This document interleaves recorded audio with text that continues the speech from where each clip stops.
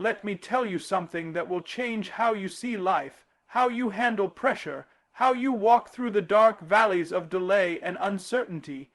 Patience is not passivity, it's power under control. Patience is not weakness. It is not sitting back with arms folded and eyes glazed over. It is not saying, whatever happens, happens. No, that's not patience. That's surrender. That's resignation. That's giving up. But patience, real patience, is a choice to believe while you wait. It is the divine discipline of a heart that trusts God enough to pause, breathe, and stand still while the storm is still raging. See, we often confuse patience with doing nothing. But that's not how God works, and that's not how a man of purpose lives. Patience isn't about inactivity. It's about internal stability. It's about knowing that although you are not moving in the way the world expects you to, you are moving in faith. You are grounded, rooted, like a tree planted by the rivers of water, whose leaf shall not wither.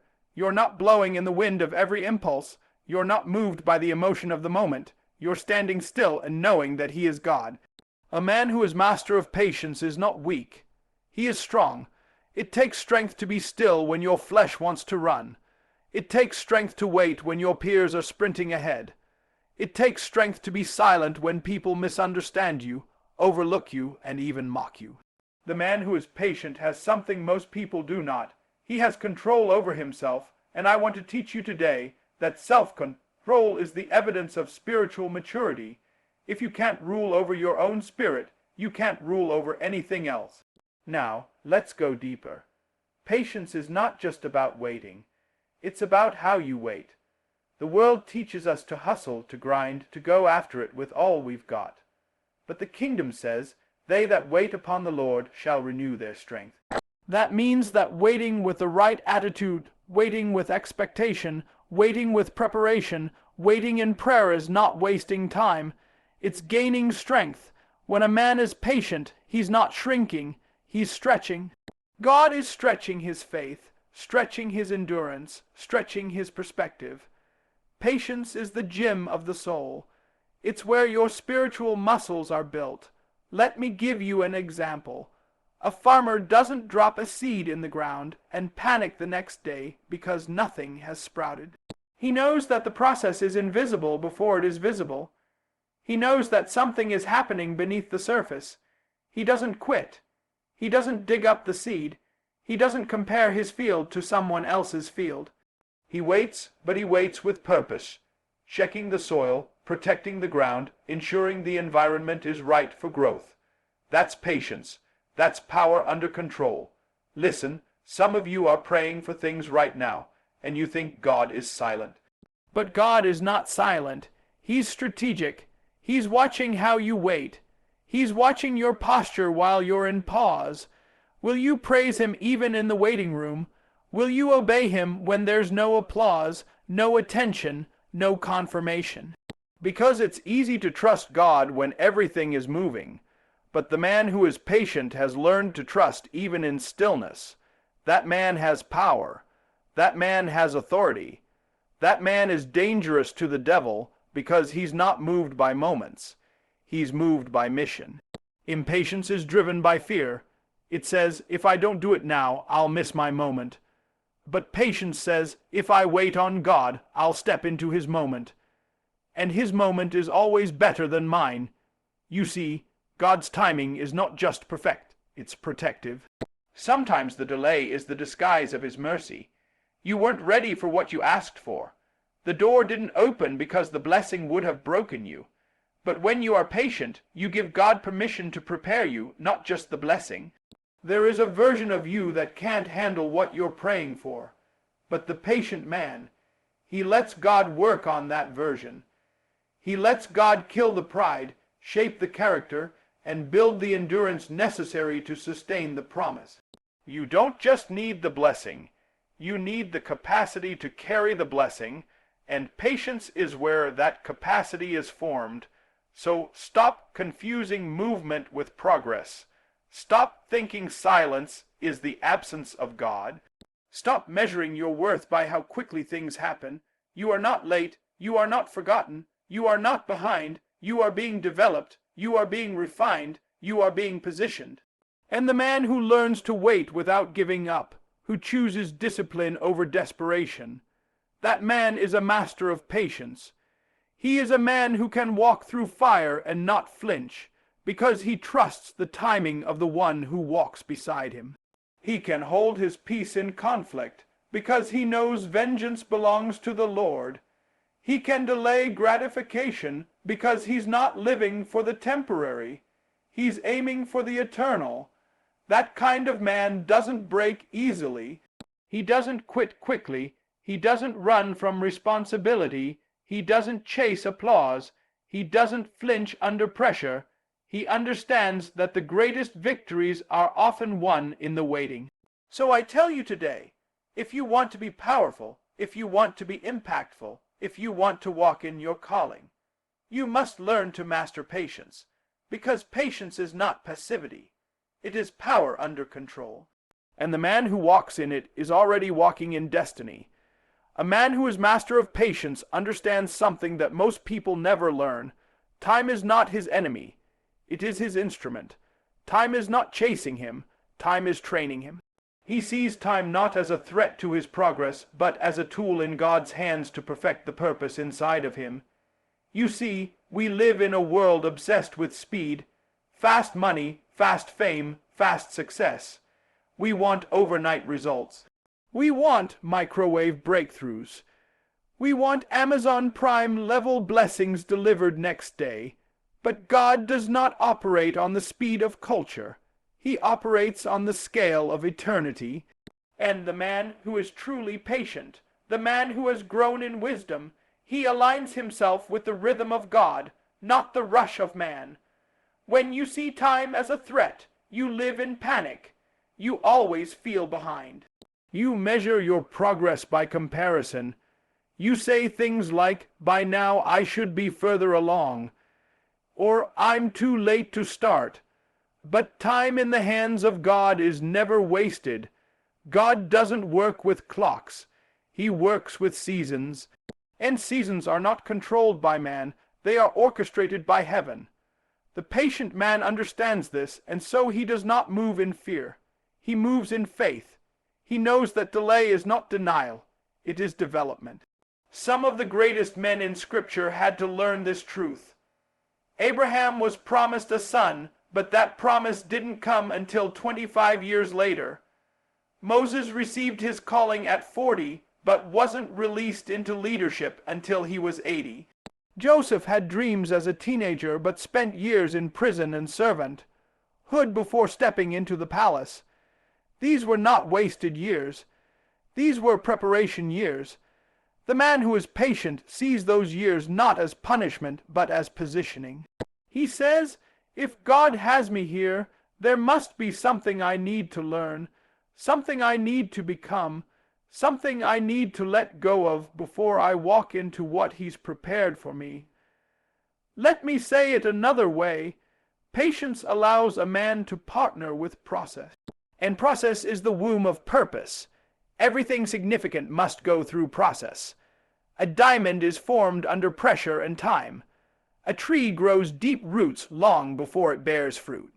Even Jesus, the Son of God, spent 30 years in obscurity before stepping into public ministry for only 3.5 years. Why? Because even the Son submitted to the timing of the Father. If He could wait, why are we rushing?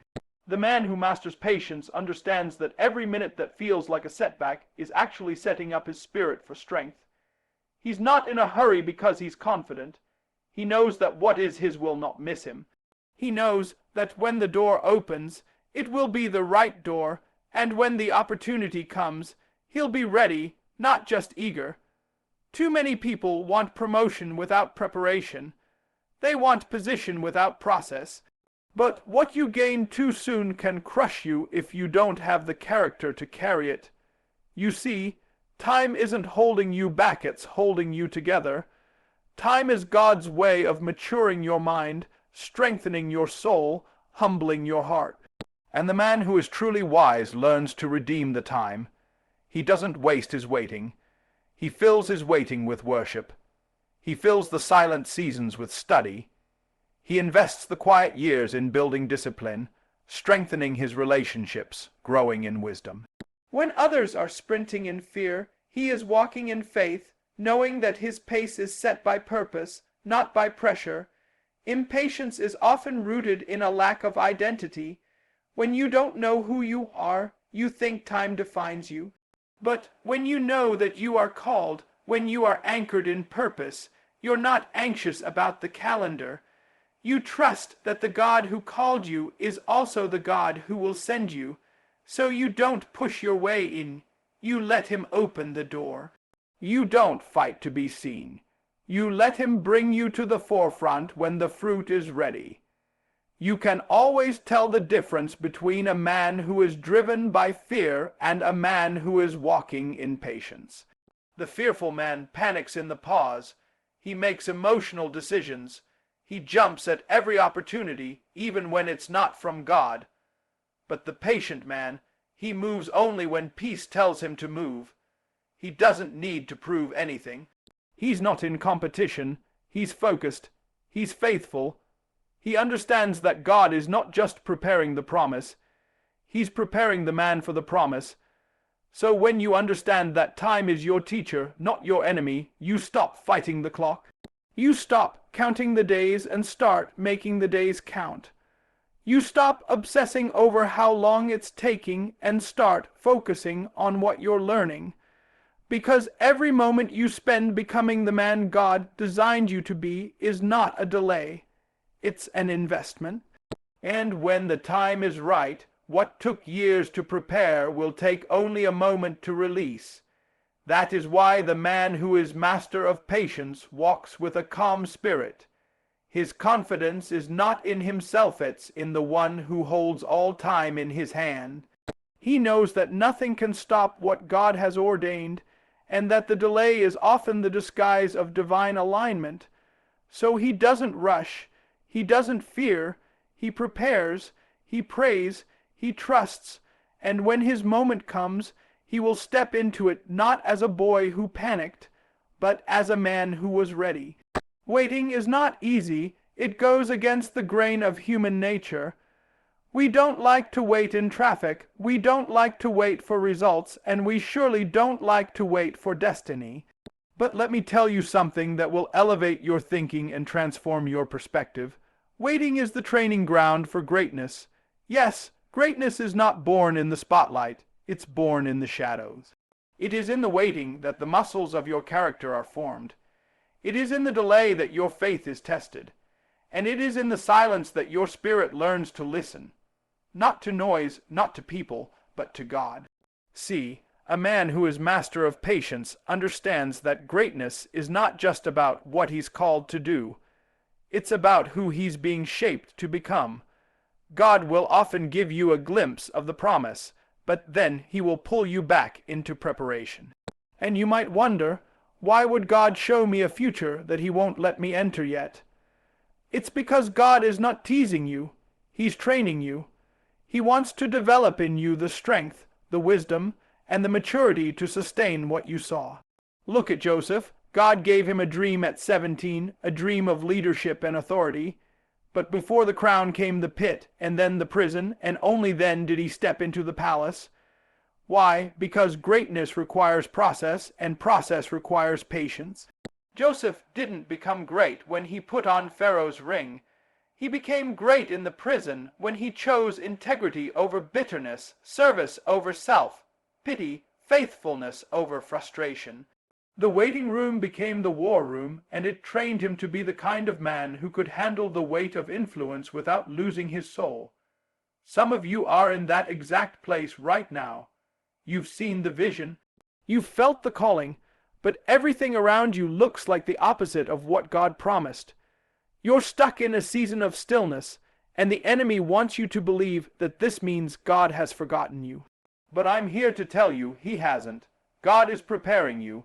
He's building your endurance. He's sharpening your discernment. He's toughening your skin. He's softening your heart. And when the time is right, you'll be able to step into what he has prepared because you were trained in the waiting. You see, the world wants to skip the process. We live in a generation of shortcuts, but shortcuts lead to shallow roots, and shallow roots can't sustain high branches. That's why God makes you wait, not to punish you, but to plant you. He's digging deep because the height of your calling requires the depth of your foundation. Don't despise the season of obscurity. Don't curse the delay. Use the time. Ask God, what are you trying to teach me here? Because the lessons you learn in this season will be the very tools you'll need in your next. David was anointed to be king, but he went back to the field with the sheep. The oil had been poured on his head, but he didn't get the throne right away. Why? Because before David could wear a crown, he had to carry a harp. Before he could lead an army, he had to fight a lion and a bear in private. The fight that nobody saw prepared him for the fight that everybody would see. That's what waiting does. It gives you private victories before your public promotion. And the man who rushes past this training will collapse under the weight of leadership he was never built to carry. So don't waste your waiting. Waiting is not doing nothing. Waiting is doing the work behind the curtain. It's developing discipline. It's building integrity. It's learning how to manage little so you can handle much. It's listening to God in silence so you can hear Him clearly when things get loud. When you're waiting with the right heart, you're not just mocking time, you're making progress. Every day that you remain faithful in the small things is a day that shapes you into a man who can be trusted with great things. You don't become great on the platform. You become great when no one is clapping, when no one is calling your name, when you're cleaning floors, working late, praying when you're tired, studying when you'd rather sleep, giving when you feel empty, serving when you feel overlooked. That's where greatness is born. That's the training ground. And let me tell you this, when God finally releases you, when He finally says, now, the man you've become through the waiting will be so much more powerful than the man you were when you started. You'll walk into rooms with quiet authority. You'll speak with wisdom that only comes from fire. You'll lead with compassion because you've known pain. You'll carry strength not because you lifted yourself up, but because you let God build you from the inside out.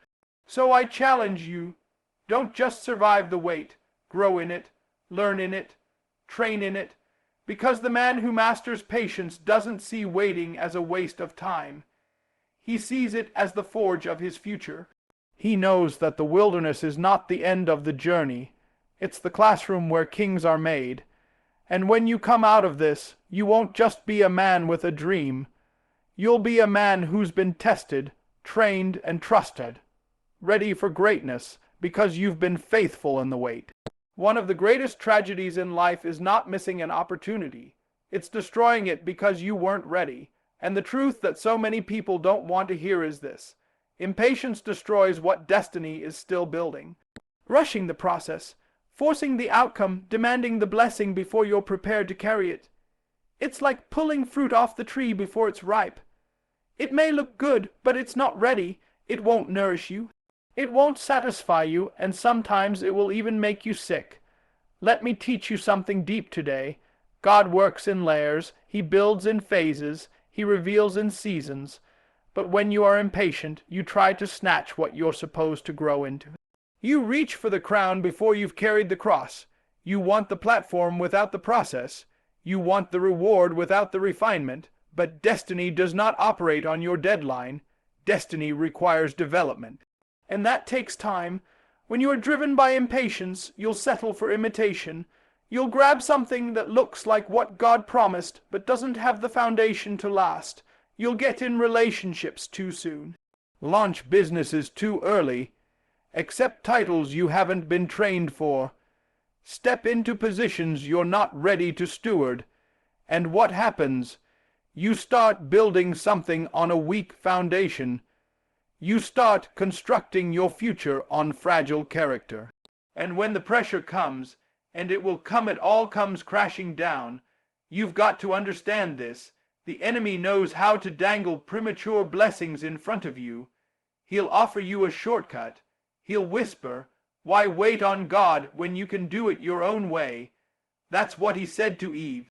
That's what he said to Jesus in the wilderness. Turn these stones into bread. Throw yourself down and prove who you are. But Jesus didn't take the bait. Why? Because he understood that purpose must never be driven by pressure. And if Jesus could wait in the wilderness when he had all power in his hands, then you and I must learn to trust the timing of God. Sometimes the delay is divine protection. You think you're ready, you feel prepared. But God sees the unseen. He knows what's coming. He knows what still needs to be healed in you, fixed in you, matured in you. So he holds the door shut, not to hurt you, but to help you. Because if you walk through that door too early, the very thing that was meant to bless you could break you. What good is a stage if your soul isn't steady? What good is a blessing if your character can't carry it? You have to be honest enough to say, Lord, I may not like this season, but I trust that you are building something in me that will last. That's what separates boys from men. Boys rush, men wait. Boys want to be seen, men want to be solid. Boys chase attention, men chase alignment. And the man who is master of patience knows that when God finishes building his foundation, nothing can shake him. Not rejection, not betrayal, not delay, not disappointment. Let me give you a picture. Think of a skyscraper being built. Before the steel goes up, before the glass shines in the sky, before the world sees anything impressive, the builders go down before they go up. They dig deep. They pour concrete. They lay rebar. It takes months, sometimes years, just to build a foundation. To the untrained eye, it looks like nothing is happening. But to the architect, everything is happening. Because the higher you plan to go, the deeper you must build. Impatience says, let's start rising. But wisdom says, let's go deeper first. Because what God is building in you isn't temporary, it's eternal. That's why the man who masters patience can walk in silence. He can endure being misunderstood. He can survive being overlooked, because he knows God is not ignoring me. He's investing in me. The worst thing you can do is leave the process too early. Get out of the fire too soon, and the gold is not purified. Take the cake out of the oven too early, and it collapses in the middle. You've got to stay in the fire until the impurities rise, until the rough edges are burned off, until your spirit is refined and your purpose is clear. It's painful, yes. It's lonely, yes. But let me tell you what's worse. Getting everything you prayed for before you're ready, and then watching it slip through your hands, that's the cost of impatience. It's not just delay, it's destruction. Rushing might give you a taste of destiny, but it won't give you the strength to sustain it. And God doesn't want you to just have a moment. He wants you to have a legacy. So, don't be afraid to wait. Don't despise the discipline. Don't be seduced by shortcuts. Because what God is building in you is worth the time it takes. Every day you choose patience over panic, process over pressure, maturity over movement. You're becoming the kind of man who won't just walk into his destiny, he'll thrive in it. You won't be fragile. You won't be anxious. You won't be easily shaken because you waited, because you endured, because you let God build you right. And when that door finally opens, when the season finally shifts, when the call finally comes, you'll walk through it not as a man who rushed into greatness, but as a man who was refined, prepared, and positioned for greatness. You'll be able to say, I didn't just get here. I was built for this. There is something profoundly powerful about a man who has learned to hold his peace in the midst of pressure. Not because he is weak, but because he is strong enough to master his emotions. A man who is truly patient has learned that emotional reactions are often the enemy of divine direction. He understands that life will test him, not once, not twice, but over and over again, with offense, with injustice, with delay, with people who misunderstand him, mistreat him, or even betray him. And yet, instead of reacting out of impulse, instead of lashing out in anger or moving out of fear, he responds with wisdom. He's not driven by what he feels in the moment. He's anchored by what he knows to be true. You see, emotional immaturity is expensive. It will cost you relationships. It will cost you opportunities. It will cost you favor. There are people who were gifted, talented, even called, but they disqualified themselves because they couldn't control their emotions. One wrong outburst, one bitter decision, one emotional reaction in a moment of weakness, and they forfeited what God was preparing for them. But the man who is master of patience has learned how to put his spirit in charge of his emotions. He doesn't let anger speak for him. He doesn't let fear drive him. He doesn't let pride blind him. He lets discernment guide him. Patience is not passive, it is powerful. It's not sitting back, it's holding back. And holding back takes more strength than striking. It takes more strength to be still than to retaliate. It takes more maturity to walk away than to argue your point, and the patient man understands this. He knows that just because he has the power to respond doesn't mean it's the right time to speak. Just because he can say something doesn't mean he should. Just because he feels disrespected doesn't mean he has to lower himself to defend his ego. Because his identity is not in his emotions, his identity is in his purpose. Look at Jesus. When they mocked him, he said nothing. When they accused him falsely, he stood silent. When they spat on him, beat him, nailed him, he didn't call angels to destroy them. He said, "Father, forgive them, for they know not what they do." That's power, that's restraint, that's patience. And if Jesus, with all power in heaven and earth, chose silence over revenge, grace over judgment, peace over violence, what excuse do we have? See, emotional mastery is a mark of spiritual maturity, and patience is the tool God uses to develop it in us. The man who is patient doesn't run from pain, he learns how to process it. He doesn't hide from pressure, he lets it shape him. And in that process, God teaches him how to carry weight without falling apart. He learns to lead without controlling, to listen before he speaks, to wait before he moves, to endure discomfort without demanding immediate relief. Because he knows that his greatest battles won't be fought with his fists. They'll be fought in his spirit. You cannot walk in purpose if your emotions are out of control. You cannot lead your home, your business, your calling if you are emotionally unpredictable. People can't trust a man who explodes under pressure. They can't follow someone who reacts out of rage. But when a man is patient, when he's stable, when he's grounded, he becomes a safe place, a shelter, a protector. He becomes someone that others can look to and say, he's not shaken, he's not panicking, he's not running, he's rooted. That's the kind of man that legacy is built on. That's the kind of man that God can use. Because God doesn't anoint chaos. He anoints order. He doesn't promote men who act on impulse. He promotes men who can hear his still small voice, even in the storm.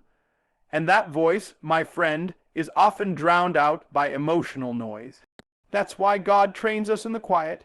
He trains us in frustration. He trains us when people test our patience, when doors don't open, when prayers seem unanswered, not because he's ignoring us, but because he's training us to rule our spirit. Scripture says in Proverbs, "He who is slow to anger is better than the mighty, and he who rules his spirit than he who takes a city." That means the greatest strength is not conquering the world, it's conquering yourself. It's walking away from what you could have fought. It's praying for those you could have cursed. It's keeping your integrity when others are losing theirs, and only patience can teach you how to do that. So don't pray for an easier life. Pray for a stronger spirit. Don't pray for fewer battles. Pray for greater composure, because there will always be things you can't control. People, problems, timing. But the one thing you can master is you. And when you do, when you truly learn how to wait without wavering, how to endure without exploding, how to trust without trembling, you will walk into your destiny with the strength, the clarity, and the humility to sustain it. You'll stop reacting to life and start responding with wisdom. You'll stop letting emotions lead and start letting the Holy Spirit lead. And the man who lives like that, the man who has been tempered by time, tested by fire, and trained by waiting, that man is not just successful. That man is unstoppable. My brothers and my sisters, hear me today. Patience is not weakness. It is not passivity. It is not the absence of motion. Patience is the presence of power under control.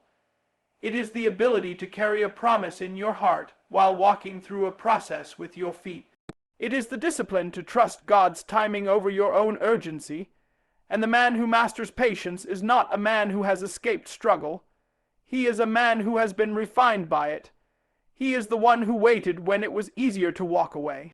He stayed planted when everything in him wanted to run. He chose faith when the facts didn't make sense. He held his peace when he could have defended his pride. He grew in silence, learned in obscurity, and matured in hidden places. And because of that, when his moment came, when the door opened, when destiny called, he didn't just step into the room, he carried the weight of wisdom, endurance, and divine preparation with him. To be a man of patience is to be a man who walks in step with heaven. It is to be steady in the storm, rooted in the Word, unmoved by public opinion, and led by eternal truth.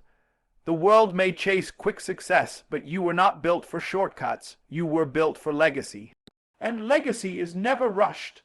So I speak to every man who is in the waiting room of life, every man who feels delayed, every man who has prayed and not yet seen, every man who is being stretched, tested, overlooked, misunderstood. Hold on. Don't quit in the quiet. Don't rush the lesson. Don't sabotage the season. Let patience finish her work, because when she is done, you will be complete, mature, and lacking nothing. You are not just waiting, you are becoming. And when God is finished with you, you won't just be a man who endured time. You'll be a man who was forged by time, strengthened by fire, and crowned by destiny.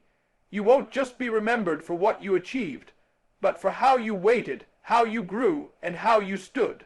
A true master of patience.